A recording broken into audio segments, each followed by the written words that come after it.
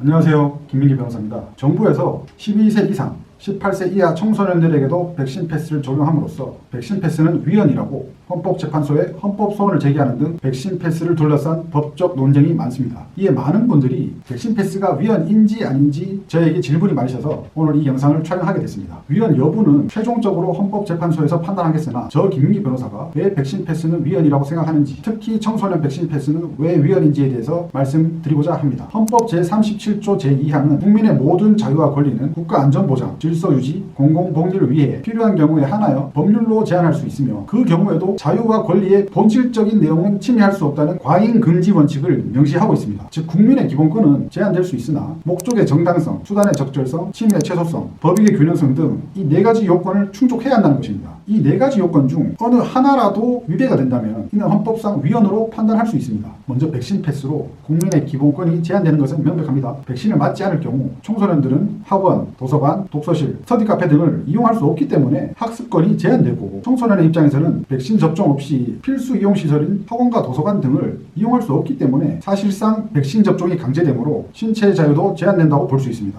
그렇다면 이러한 기본권 제한이 네 가지 요건을 충족하여 과잉금지 원칙에 위배되지 않는지 살펴봐야 합니다. 먼저 기본권 제한의 목적이 정당한가를 살펴봐야 합니다. 청소년 백신 패스의 목적은 코로나 확산을 방지함으로써 공공복리를 위하겠다는 것이므로 목적의 정당성은 충족된다고 봐야 할 것입니다. 두 번째는 기본권 제한의 수단이 적절하냐라는 것입니다. 목적 달성을 위하여 그 방법이 효과적이고 적절하냐를 따져봐야 합니다. 현재 백신 접종률은 가장 높은데 코로나 확진자 수 또한 최대입니다. 백신만 맞으면 코로나가 예방되는 게 아니라는 거죠. 이러한 상황에서 필수 이용시설의 백신 패스를 통해 백신 접종을 사실상 강제하는 것이 코로나 확산을 방지하는 적절한 수단이냐, 효과적인 수단이냐, 여기서부터 의문이 있는 거죠. 의료계에서는 청소년의 경우 코로나 확진되더라도 중증으로 가는 경우는 거의 없고, 걸리더라도 약한 감기를 앓듯이 잠깐 앓고 지나가는 경우가 대다수라고 보고 있습니다. 그러나 백신의 경우에는 사람마다 그 부작용이 다양하게 나타나고 있고, 특히 18세 이하 청소년들에게는 이러한 부작용이 당장은 아니더라도 수년 후에 어떠한 형태로 발현될지 전혀 보장이 없는 상황에서 백신만이 해답이라는 형태의 청소년 백신 패스는 수단의 적절성 요건을 갖추기 어려운 것으로 보입니다. 세 번째는 침해의 최소성입니다. 100번 양보해서 수단의 적절성 요건이 충족되었다고 하더라도 이 침해의 최소성 요건은 충족하기 어려운 것으로 보입니다. 이 침해의 최소성 요건은 국민의 기본권을 제한하더라도 그 제한을 최소화하는 방법이 있다면 그 방법으로 제한을 해야 된다는 겁니다. 코로나 바이러스를 가장 유효적절하게 관리할 수 있는 방법은 백신이 아니라 거리두기입니다. 백신이